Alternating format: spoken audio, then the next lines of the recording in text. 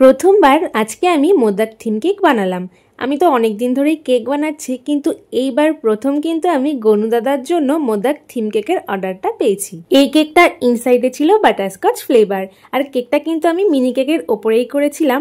ভেবেছিলাম কিন্তু পুরো কেকের ডিজাইনটাই দেখাবো, মানে মোদকটা আমি কেকের ওপর কিভাবে শেপটা আনলাম ওটাই তোমাদেরকে দেখাতে চেয়েছিলাম। কেকটার অর্ডার এসেছিল গণেশ চতুর্থীর দিনই, আর ওই দিন ওয়েদার এত পরিমাণে খারাপ ছিল, যখনই আমি এই কেকটা বানাতে গিয়েছিলাম কারেন্ট চলে গিয়েছিল।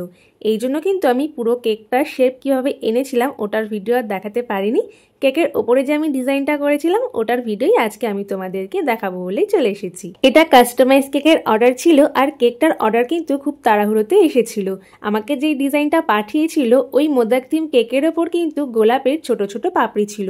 এত তাড়াহুড়োয় অর্ডারটা এসেছিল যে আমি যে মার্কেটে গিয়ে ফুলটা কিনে আনবো সেটারও টাইম ছিল না। এই জন্য কিন্তু আমি গাছ থেকে একটা গোলাপ ছিঁড়ে নিয়েছিলাম, তারপর আমি কিন্তু কেকের ওপরে দিয়ে দিয়েছিলাম। যেহেতু কেকটা খুব তাড়াহুড়োর মধ্যে বানিয়েছিলাম আর আমার কাছে যা যা ছিল তাই দিয়ে কিন্তু আমি এই মোদক থিম কেকটা কমপ্লিট করেছিলাম। আর আমার কিন্তু কেকের ডিজাইন প্রায় কমপ্লিটই হয়ে এসেছে। তোমাদের এই কেকটা কেমন লাগলো অবশ্যই কিন্তু কমেন্টে জানিও, আর কিন্তু সাবস্ক্রাইব করে যেও। তাহলে আজকের মতন এইটুকুই, টাটা।